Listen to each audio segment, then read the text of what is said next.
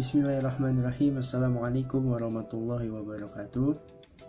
Alhamdulillahirabbil alamin. Wassalatu wassalamu ala asrofil anbiya'i wal mursalin Sayyidina wa maulana Muhammadin wa ala alihi wa sahbihi ajma'in. Amma ba'du. Puji syukur kehadirat Allah Subhanahu wa taala yang telah melimpahkan rahmat serta karunia-Nya kepada kita semua sehingga kita masih bisa berkuliah daring pada hari ini. Sholawat serta salam tak lupa tercurah pada junjungan kita Nabi besar Muhammad SAW. Semoga kelak di yaumil akhir kita mendapatkan syafaatnya. Amin ya rabbal alamin.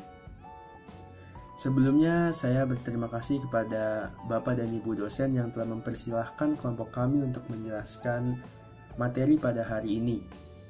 Kelompok kami pada hari ini menjelaskan tentang ahliyah dan awaridul ahliyah. Sebelum memulai, saya akan memperkenalkan seluruh anggota kelompok pada hari ini. Saya sendiri, Sanfara Zulfalsafa, sebagai moderator sekaligus presentator pertama. Lalu ada rekan saya Muhammad Miftahul Fikri Haikal sebagai presentator kedua. Lalu Dewi Nur Hasanah sebagai presentator ketiga, dan yang terakhir ada Andini Zeliko sebagai presentator keempat. Untuk mempersingkat waktu pada hari ini, langsung masuk ke pengertian ahliyah yang akan dijelaskan oleh saya sendiri. Pengertian ahliyah secara harfiah atau etimologi, ahliyah berarti kecakapan atau kelayakan menangani suatu urusan. Misalnya, orang yang memiliki kemampuan dalam satu bidang, maka ia dianggap ahli untuk menangani bidang tersebut.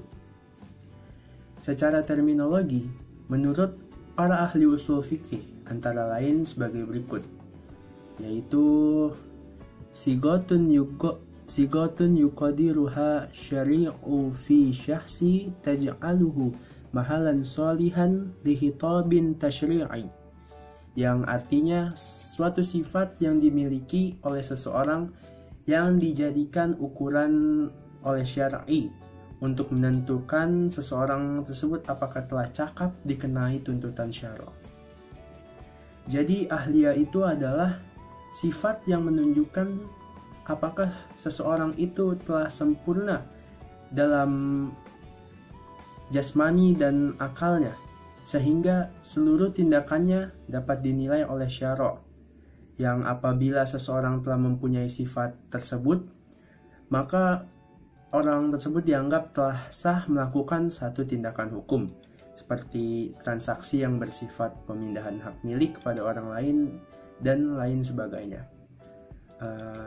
Selanjutnya akan dipaparkan oleh presentator kedua.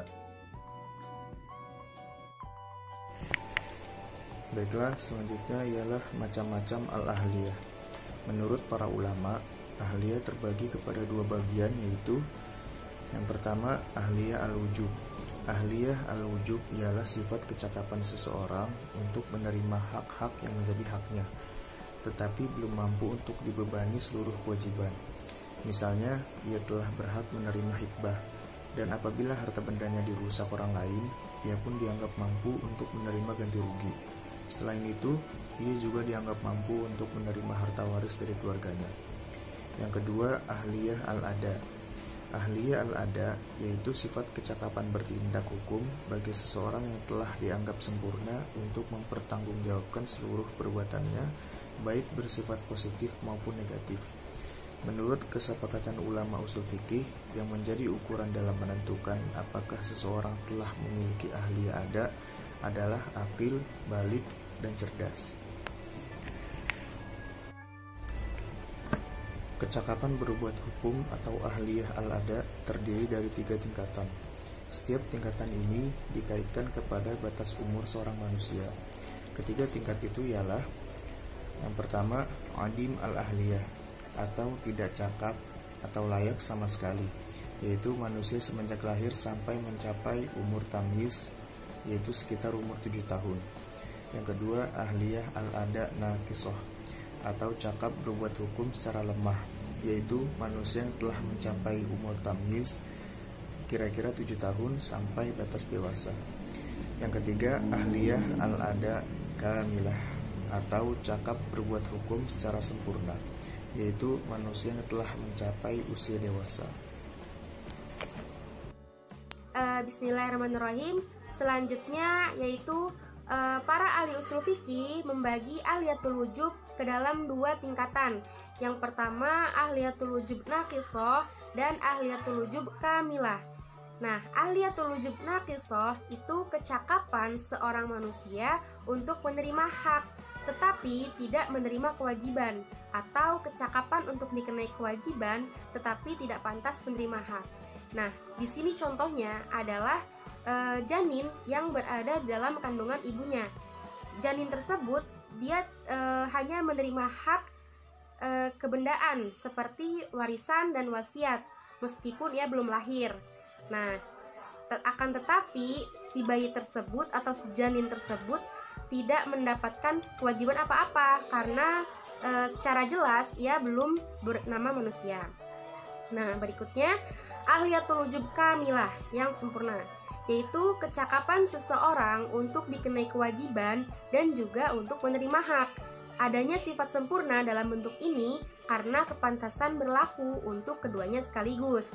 Nah, kecakapan ini berlaku semenjak ia lahir sampai sekarat selama ia masih bernafas. Contohnya di sini yaitu anak yang baru lahir, di samping ia berhak secara pasti menerima warisan dari orang tuanya atau kerabatnya, ia juga telah dikenai kewajiban seperti zakat fitrah atau zakat harta menurut sebagian pendapat ulama yang pelaksanaannya dilakukan oleh orang tua atau walinya. Baik, selanjutnya pengertian awarid ahliyah. Seperti yang sudah dijelaskan sebelumnya bahwa ahliyah adalah kecakapan atau kelayakan seseorang mengenai suatu urusan. Nah, awarid ahliyah di sini adalah halangan atau gangguannya. Dalam pengertiannya, awarid ahliyah adalah gangguan atau halangan yang menimpa ahliyah itu sendiri, baik gangguan itu menimpa ahliyah wujud atau yang sudah berkewajiban maupun yang menimpa ahliyah ada atau seseorang yang diperhitungkan kecakapannya. Nah, awarid ahliyah di sini dapat dikelompokkan menjadi 2 kelompok, yaitu awarid samawiyah dan awarid muktasabah. Awarid samawiyah adalah halangan yang datangnya dari Allah langsung dan bukan disebabkan oleh manusia, seperti gila, dungu, perbudakan, marid maut, atau disebut dengan sakit yang berlanjut dengan kematian. Nah, yang kedua, awarid muktasabah.